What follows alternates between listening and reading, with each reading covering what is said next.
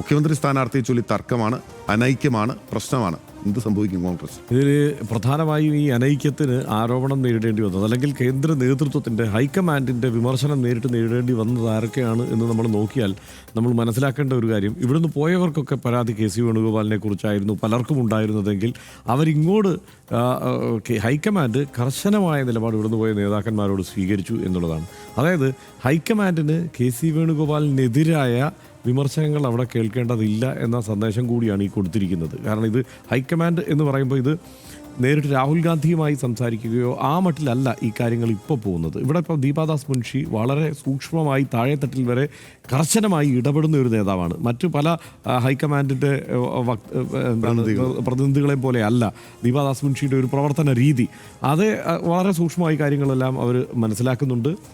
അവർക്ക് അവരുടേതായ ഒരു നെറ്റ്വർക്ക് പ്രവർത്തിക്കുന്നുണ്ട്. ആ രീതിയിലാണ് അവരുടെ പ്രവർത്തന രീതിയും പോകുന്നത്.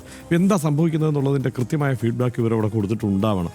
ഈ യോഗത്തിൽ അവർ ഈ ഒറ്റയ്ക്ക് കാണുമ്പോൾ പ്രത്യേകം അവർ പങ്കെടുത്തിട്ടില്ല എങ്കിൽ കൂടി ഫീഡ്ബാക്ക് ആ വഴിക്ക് തന്നെയായിരിക്കും അവിടെ എത്തിയിട്ടുണ്ടാവുക. രണ്ടാമത്തെ കാര്യം, ഇതിൽ ഹൈക്കമാൻഡ് ഈ നിലപാട് സ്വീകരിച്ചെങ്കിലും യഥാർത്ഥ പ്രശ്നം എന്താണ് ബില്ല്? ഇവിടെ വേറെ എന്തെങ്കിലും പ്രശ്നം ഉണ്ടായിരുന്നോ?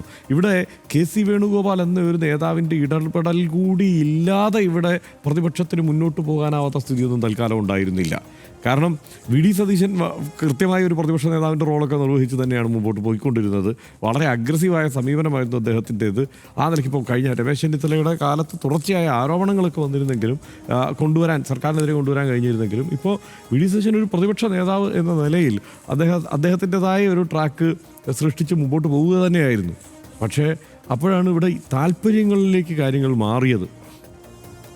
അതിന് കാരണം ഇതിനൊക്കെ അടിസ്ഥാന കാരണം ഇതിലേക്കൊക്കെ ഇത് ട്രിഗർ ചെയ്യുന്ന സംഗതികൾ, അതായത് ഇവിടേക്ക് കടന്നു വരാനുള്ള ഒരു അവസരത്തിലേക്കോ ഒരു സാധ്യതയിലേക്കോ കെ.സി. വേണുഗോപാൽ കരുതിയിരിക്കുന്നു. അദ്ദേഹത്തിലേക്ക് അധികാരമുള്ളിടത്തേക്ക് പതിവ് പോലെ എല്ലാ നേതാക്കന്മാരും ചായുന്നു. ഇവിടെ ഉറച്ച ഒരു ഗ്രൂപ്പ് സംവിധാനം പൊതുവെ ഇല്ലാത്തത് കൊണ്ട് എല്ലായിടത്തും നമ്മൾ നേരത്തെ പറഞ്ഞതുപോലെ മറ്റേ ഗീവർഗീസ് പുണ്യാളിനെയും ഇപ്പുറത്ത് വ്യാളിയെയും തൊഴുന്ന അവസ്ഥയിലേക്ക് കാര്യങ്ങൾ മാറി. ഇതിൻ്റെ തുടർച്ചയിലാണ് ഇത് സംഭവിക്കുന്നത്. അപ്പോൾ ആത്യന്തികമായി കെ.സി. വേണുഗോപാൽ ഇവിടെ നിന്ന് ആ കാലം ഒന്ന് പറിച്ചാൽ ഇവിടുത്തെ പ്രശ്നം അപ്പം തീരും എന്നാണ് സത്യത്തിൽ സംഭവിക്കുക.